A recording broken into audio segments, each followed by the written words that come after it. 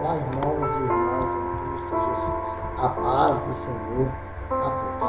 É um privilégio, uma satisfação imensa em tê-los aqui no meu canal. Gostaria de estar deixando 2 versículos para a meditação de todos que se encontram em Lucas capítulo 4, versículos 18 e 19, que diz assim: O Espírito do Senhor é sobre mim, pois que me ungiu para evangelizar os pobres, enviou-me a curar os quebrantados de coração, a pregar liberdade aos cativos e restauração da vista aos cegos, a pôr em liberdade os oprimidos, a anunciar o ano aceitável do Senhor. Irmãos, irmãs em Cristo Jesus, gostaria de contar com a colaboração de todos, que vocês todos e eu possamos levar a mensagem da cruz, a palavra de Deus a tantas vidas que estão sedentas desse alimento espiritual. E de qual forma os irmãos e as irmãs podem me ajudar? Deixando um like no vídeo. Quando você deixa um like no vídeo, eu e você estamos levando a palavra de Deus às pessoas que estão necessitadas deste alimento espiritual. E inscreva-se no meu canal, você que ainda não inscreveu. Compartilhe esse vídeo com as suas redes sociais, nos grupos de WhatsApp, Facebook, e ative o sininho para vocês serem notificados. Todos os dias temos vídeo no canal. Gostaria que todos ficassem até o final desse vídeo, pois Deus irá falar de uma forma diferente ao meu coração e ao teu coração. Sejam bem-vindos ao canal Justificado pela Fé. Tema do vídeo: como ser cheio do Espírito Santo. Para que ser cheio do Espírito Santo? Mestre e Salvador nos dá o exemplo disso. Existem pessoas que pensam que ser cheio do Espírito Santo de Deus seria simplesmente falar em idiomas desconhecidos, línguas estranhas, em momentos de êxtase do culto. Outras pensam que é conseguir fazer gestos extravagantes ou não, como rodar, pular, glorificar, algo, etc. Mas será que algo de Deus se resume a isso? Em Lucas, no capítulo 4, do versículo 16 até o 19, vemos uma resposta contundente para a finalidade de ser cheio do Espírito de Deus. E ele chegou a Nazaré, onde fora criado, e segundo o seu costume, ele entrou na sinagoga no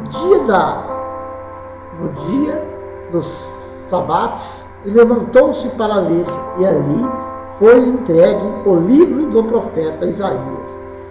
E tendo aberto o livro, achou o lugar em que estava escrito: O Espírito do Senhor está sobre mim, porque me ungiu para pregar o Evangelho aos pobres.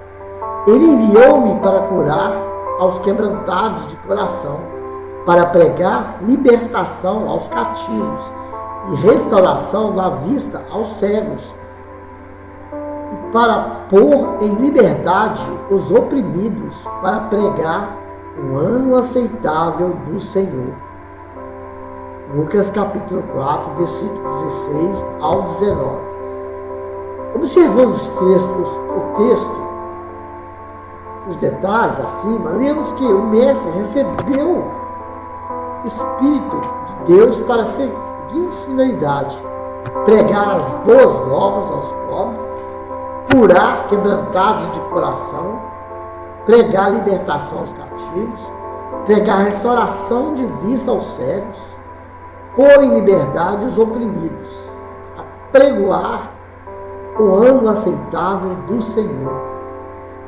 Como vemos, são coisas bem definidas, que têm mais a ver com a obra de Deus em libertar as pessoas do que o exibicionismo pessoal em si, como acontece em diversos ciclos religiosos que se dizem cheios do Espírito Santo. Logo, é certo sim desejar ter o Espírito Santo de Deus. Lucas capítulo 11, versículo 13, mas devemos ser sinceros em refletir para qual finalidade estamos querendo isto. Mas o que é o Espírito Santo? Afinal de contas, embora o meio cristão já tenha bem definido o que é o Espírito Santo, segundo a doutrina dos antigos padres da igreja, que para eles a terceira pessoa da Trindade, e talvez tenha sido isso que se passou pela mente da maioria de nossos leitores aqui. Nós, porém, retornaremos ao idioma original das Escrituras, bem como os relatos dela em seu devido contexto, para explicar isso. A palavra Espírito vem do latim spiritus, que por sua vez tem raiz na palavra expirare, que significa literalmente sopro, respiração. Note, por exemplo, a semelhança entre as palavras espirro e espírito, pois ambas vêm do mesmo raiz. E espirro não é um sopro forte, mas é claro que a palavra espírito tem outras conotações, ou seja, outros sentidos, como a força vital do ser humano, sua coragem, disposição e etc. Todos de alguma forma ligados à raiz original da palavra.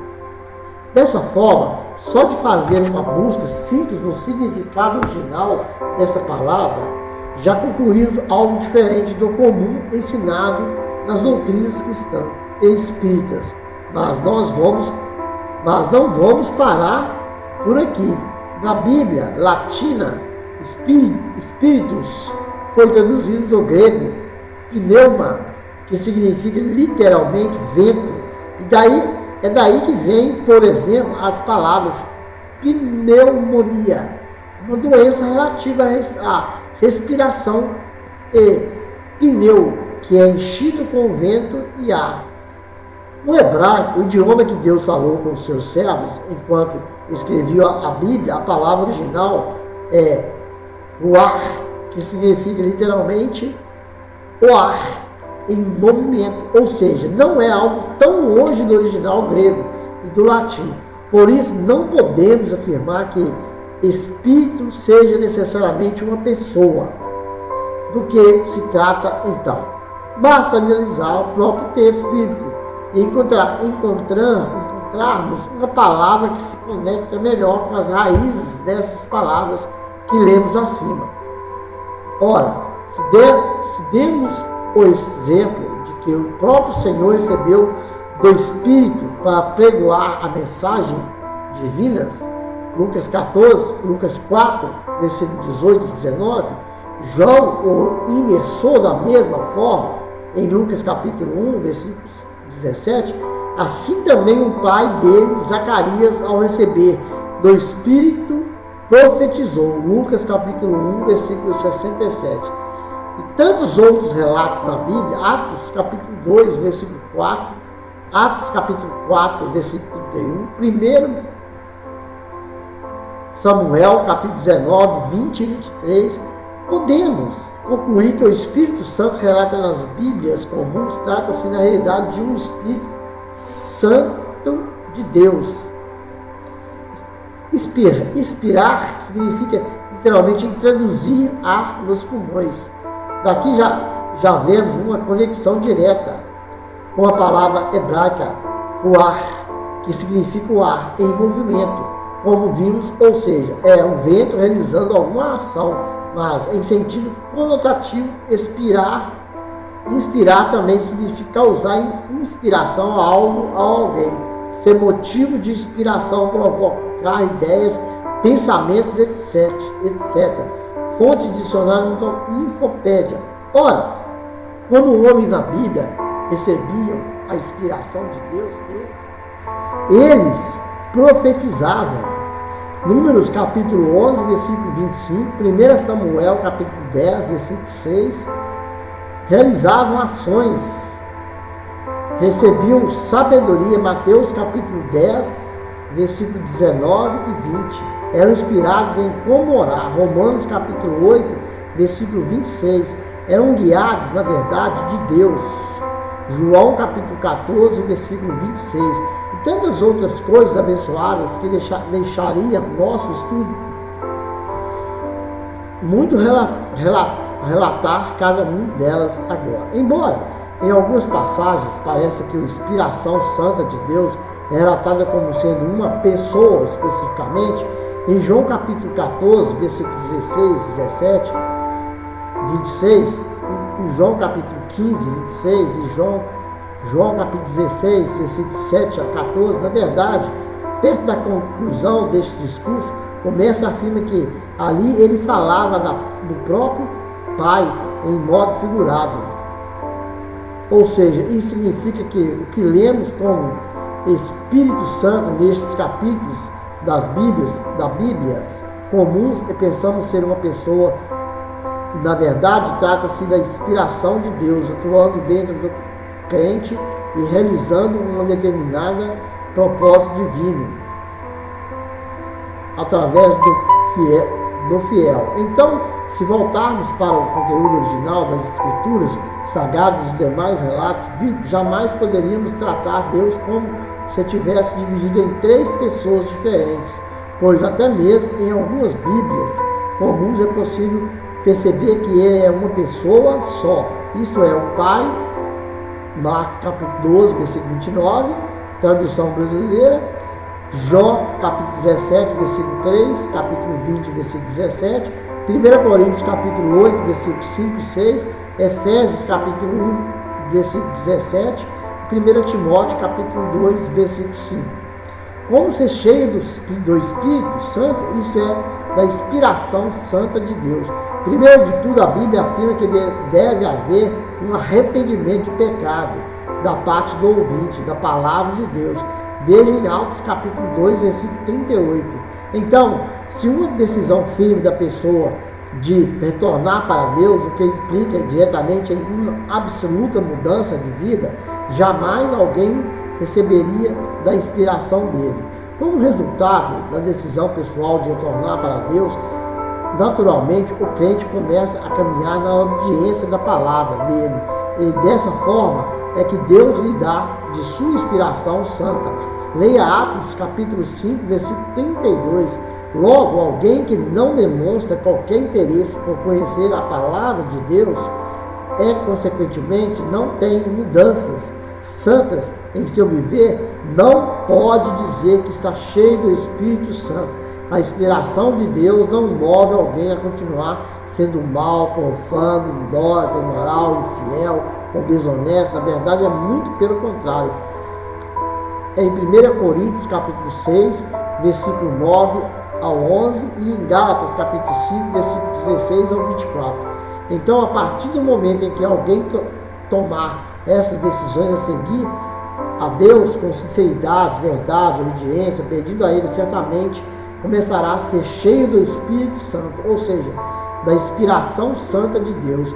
E como vimos isso, totalmente tente transformar toda a sua maneira de viver, pois a inspiração de Deus atuando no crente o levará à santidade, e a santidade está diretamente ligada à obediência da palavra do Todo-Poderoso.